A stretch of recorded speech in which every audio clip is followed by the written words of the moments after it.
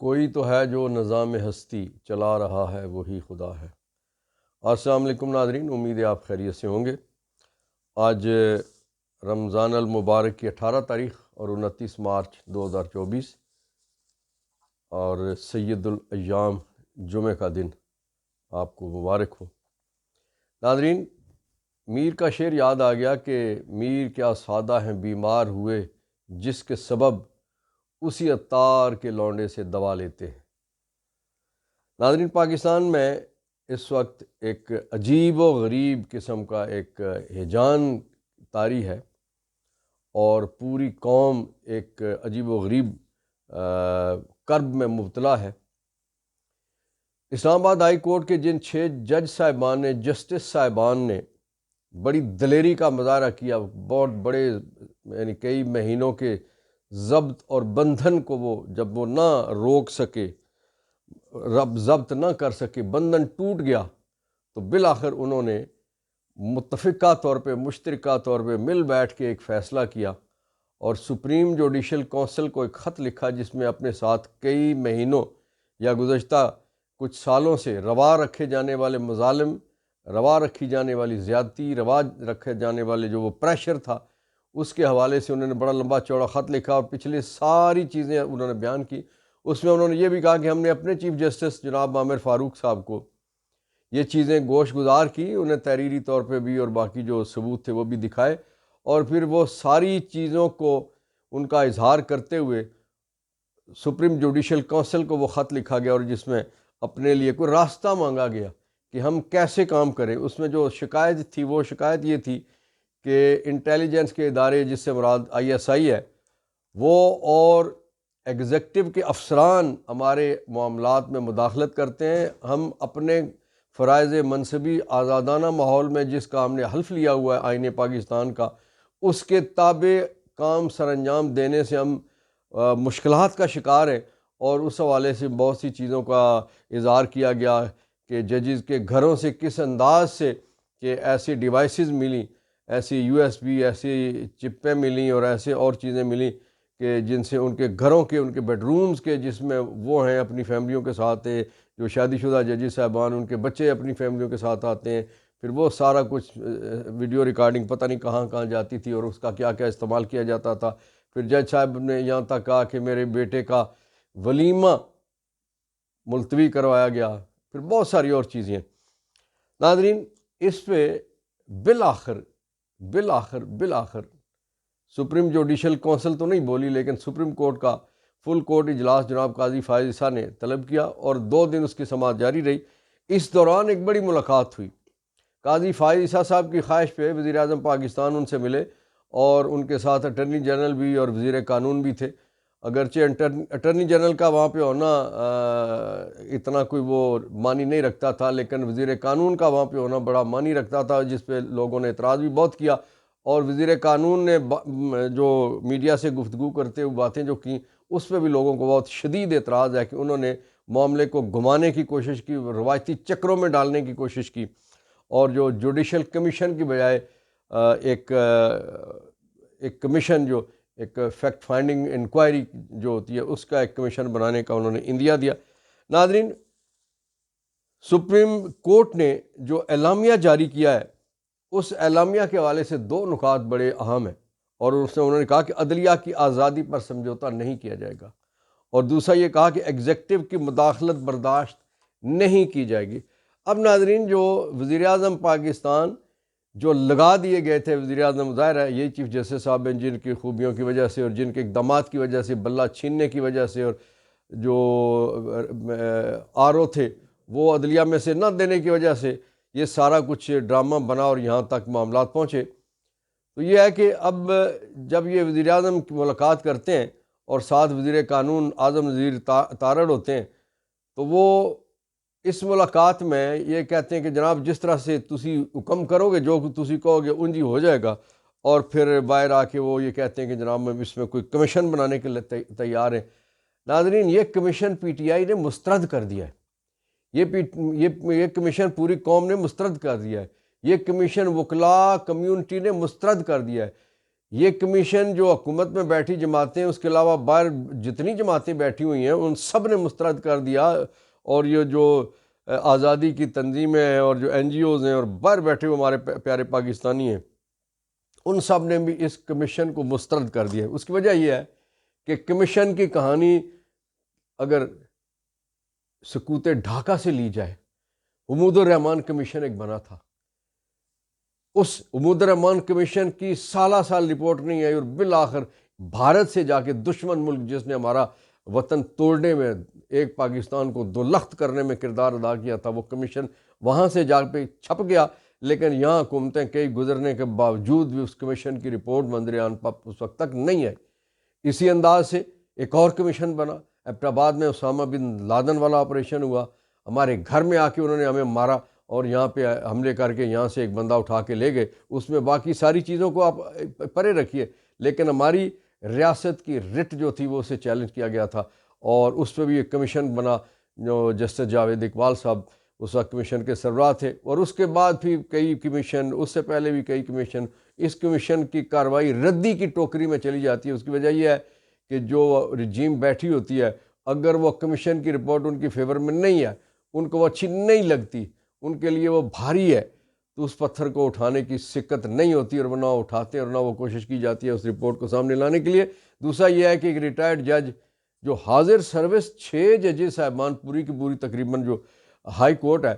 اس کے معاملات کو ایک ریٹائرڈ جج صاحب کیسے، کس انداز میں، کس طرح سے دیکھ سکتے ہیں۔ اسی لیے جو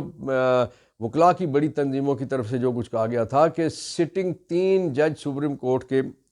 وہ جوڈیشل کمیشن بنے، اور اس میں سینئر ججز بھی شامل ہوں، اور وہ اس معاملے کو دیکھیں، تب یہ معاملہ کسی سائٹ پہ لگ سکتا ہے۔ ناظرین، یہ آپ کے ذہن میں ایک سوال ہوگا کہ اچانک یہ کیسے ہو گیا کہ 6 ججز ایک دم بول پڑے۔ اچھا، اگرچہ اس ایشو کو پولیٹیسائز کرنے کے لیے جو لفافی صحافی ہے وہ یہ کہتے ہیں کہ عمران خان اور پی ٹی آئی کو شاید کوئی ریلیف دینے کے لیے کوئی ان ججز نے کوئی ایسا اقدام کیا، ایسا نہیں ہے۔ ناظرین، آپ کے علم میں ہے نا کہ 2018 میں جب نواز شریف کے معاملات چل رہے تھے، تو اس وقت جیسے شوکت عزیز صدیقی یہ چیخے تھے، انہوں نے کہا تھا کہ مداخلت ہو رہی ہے، اور اس پہ انہیں نکال دیا گیا تھا، نوکری سے برخاست کر دیا گیا، سب کچھ ان کے پرکس پریویلیج چھین لیے گئے، پینشن نہیں دی گئی، سارا کچھ ہوا، انہیں ججی سے نکال دیا گیا۔ پھر بالآخر وہ اپنی لڑائی لڑتے رہے، اور پھر قاضی فائز عیسیٰ صاحب نے گزشتہ ہفتے ان کا فیصلہ سناتے ہوئے، اگرچہ جنہوں نے یہ ساری کارروائی کی تھی، جن کے خلاف پنڈی بار میں، میری بار میں جو شوکت عزیز صدیقی جو میری بار کے ممبر ہیں، انہوں نے وہاں پہ جو تقریر کی تھی، ان کی تقریر سے کتنا اختلاف کیا جائے، کتنا اتفاق کیا جائے، باقی تو چھوڑیے، لیکن جو یہ والا پورشن تھا مداخلت والا، اس سے کسی کو کوئی اختلاف نہیں ہے۔ تو اس تقریر کے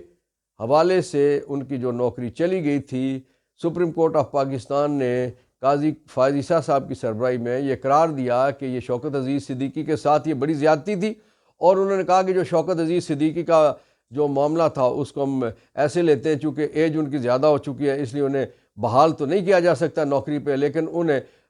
باقی ساری کی ساری مراعات، تنخواہ، پینشن، یہ وہ سارا کچھ دے دیا گیا۔ اس میں جو شوکت عزیز صدیقی نے کہا، اور دنیا بھر جو کہہ رہی ہے، کہ سپریم کورٹ کی طرف سے جو ایک معاملہ جس کو آنکھ بند کر کے دیکھا گیا ہے، وہ یہ ہے کہ شوکت عزیز صدیقی کو تو تنخواہ مل گئی، لیکن دوسری طرف جن کی وجہ سے شوکت عزیز صدیقی کی نوکری گئی تھی، اور پھر اب یہ کہا گیا جا رہا تھا کہ شوکت عزیز صدیقی ٹھیک تھا، دوسری سائڈ غلط تھی، تو جو سائڈ غلط تھی اس کو، یعنی جنرل فیض حمید کو کیوں سزا نہیں دی گئی کہ جو اس وقت ملاقاتیں کرتے تھے، اور جن ملاقاتوں کی وجہ سے شوکت عزیز صدیقی کو بار میں تقریر کرنی پڑی، اور اس تقریر کی وجہ سے اسے گھر جانا پڑا، تو اس پہ عمل درآمد کیوں نہیں ہو رہا؟ ناظرین، جو اس وقت کی صورتحال ہے، جو اعظم نذیر تارڑ جو کردار ادا کر رہے ہیں، اعظم نذیر تارڑ کی پوری کوشش یہ ہے کہ اس معاملے کو مٹی ڈال دی جائے۔ وہ جو چودھری شجاعت صاحب کا جملہ ہے کہ مٹی پاؤ، اب یہ مٹی پانے کے لیے، اب دیکھیں نا، جو اسلام آباد ہائی کورٹ کے 6 ججز کا جو احتجاج اور اعتراض، وہ کس کے خلاف ہے؟ وہ 2 اداروں کے خلاف ہے۔ ایک ادارہ وہ جو ایجنسیاں ہیں، وہ ISI ہے، اور دوسرا ادارہ وہ ہے جو ایگزیکٹو ہے۔ ایگزیکٹو کس کے تابع ہے؟ وہ نواز شریف کے بھائی شہباز شریف کے تابع ہے۔ شہباز شریف کون ہے؟ وزیر اعظم، جو لگا ہوا وزیر اعظم ہے، فارم 47 کے مطابق۔ فارم 45 میں تو شکست ہے، فارم 47 کے مطابق جو لگایا گیا وزیر اعظم میں، اب وہ اپنے کسی ڈی سی، کسی کمشنر، اپنے چیف کمشنر، کسی آئی جی، کسی اور کے حوالے سے وہ کیسے کوئی اقدام کر سکتا ہے؟ بالکل نہیں کر سکتا۔ اس کی وجہ یہ ہے کہ یہ وہی لوگ ہیں کہ جب کمشنر چٹھا بول پڑا، وہ چیخ پڑا، اس نے کہا کہ مجھ سے زیادتی کروائی گئی، پورا ڈویژن یہ سرگودا تک یہ ہارے ہوئے تھے، اور پورے پنڈی کی ساری نشستیں راجہ پرویز اشرف سمیت یہ ساری سیٹیں ہارے ہوئے تھے، اور مجھ سے زیادتی کروائی گئی، اور میں نے یہ زیادتی کی، اور میں اپنے آپ کو گولی مارنے لگا تھا فجر کی نماز کے بعد۔ پھر میں نے کہا خودکشی کرنے کی بجائے میں اپنے آپ کو پیش کرتا ہوں اور کہتا ہوں کہ مجھے کچہری چوک میں، پنڈی کی کچہری، ناظرین جن کو نہیں پتہ پاکستان اور بیرون پاکستان بیٹھے ہوئے لوگوں کو، کہ جو کمشنر آفس ہے وہ کچہری چوک میں، انہوں نے کہا کہ مجھے کچہری چوک میں پھانسی دے دی جائے اگر میں غلط ہوں، غلط کیا بلکہ مجھے پھانسی دے دی جائے، میں نے یہ زیادتی کی ہے۔ تو ناظرین، اس وقت وزیر اعظم یہ کیسے کر سکتا ہے کہ وہ کہ جن کے ذریعے سے یہ ساری زیادتیاں کروا کے یہ اقتدار تک پہنچے، ان کے خلاف کوئی ایکشن لے لیں؟ انہوں نے بالکل ایکشن نہیں لینا۔ اسی وزیر اعظم کی بھتیجی وہ کیا کہتی تھی، میرے پاس بڑی ویڈیوز ہیں، یہ تو بڑی فلاں فلاں فلاں، وہ جو کچھ انہوں نے کہا، آپ کو پتہ ہے نا کہ جج ارشد مرحوم، وہ بھی یہاں ہمارے پنڈی سے تھے، مندرہ ارجن گاؤں کے رہنے والے تھے، ان کی موت کی ذمہ دار یہی لوگ ہیں جنہوں نے ویڈیوز کے ذریعے سے ان کی تذلیل کی، اور وہ بیچارہ یہ بوجھ برداشت نہیں کر سکتا، اور ہارٹ اٹیک ہو گیا، جیسے مقصود چپڑاسی کو ہو گیا، اور بہت سارے اور لوگوں کو اس طرح کے ہارٹ اٹیک ہوتے تھے۔ تو اس لیے ناظرین، اس وقت ضرورت اس امر کی ہے، جس طرح سے پاکستان کی بقیہ پوری قوم کہہ رہی ہے سوائے جو حکومت میں بیٹھے ہوئے ہیں، کہ جوڈیشل کمیشن ہو اور اس کی انکوائری اور انداز سے کی جائے، اور جو اس وقت اصل مسئلہ ہے اس کا، یہ جو آوازیں اٹھ کھڑی ہوئی ہیں نا، ان کو سننا پڑے گا، ورنہ 3 انقلاب دنیا میں، روس کا انقلاب آپ کے سامنے ہے، فرانس کا انقلاب آپ کے سامنے ہے، اور آخری ایران کا انقلاب جو ہم نے اپنی آنکھوں سے، آپ نے اپنی آنکھوں سے دیکھا، فرانس والا اور روس والا تو ہم نے نہیں دیکھا، لیکن یہ ایران والا انقلاب میں ہم نے اپنی آنکھوں سے دیکھا ہے کہ جب معاملات حد سے بڑھ جاتے ہیں تو پھر اسے روکنا پڑتا ہے۔ ناظرین، پی ٹی آئی نے اعلان کیا ہے کہ عمران خان صاحب کی خواہش پہ اس اتوار کو، یعنی کل کے سے اگلے روز، پشاور میں سب سے بڑی، تاریخ کی سب سے بڑی ریلی نکلنے جا رہی ہے، اور اس کے بعد 6 اپریل کو پریڈ گراؤنڈ میں اسلام آباد میں پی ٹی آئی اپنا ایک بہت بڑا جلسہ کرنے جا رہی ہے۔ پی ٹی آئی آپ کو پتہ ہے نا کہ ایسے کام کرتی ہے کہ جو اس سے پہلے پاکستان کی سیاسی تاریخ میں نہیں ہوتے، اور وہ رمضان المبارک میں جلسہ کرنے جا رہی ہے، جس کی اجازت ڈی سی نے تو نہیں دی، جو شہباز شریف صاحب کی انتظامیہ تھی، لیکن یہ ہے کہ اسلام آباد ہائی کورٹ نے اس کی اجازت دے دی ہے۔ اب دیکھیے کہ وہ 6 اپریل کو کیسا سجاتے ہیں میلہ۔ ناظرین، فلسطین میں آج بھی 62 لوگ شہید ہوئے اور 100 کے قریب زخمی ہیں۔ ہم دعا کرتے ہیں کہ اللہ فلسطینیوں کے لیے آزادی کا مرحلہ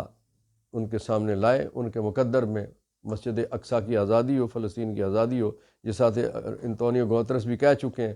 کہ فلسطینی ریاست کا قیام ناگزیر ہو چکا ہے۔ انشاءاللہ کشمیر بھی آزاد ہوگا، فلسطین بھی آزاد ہوگا انشاءاللہ۔ پاکستان زندہ باد، فلسطین پائندہ باد۔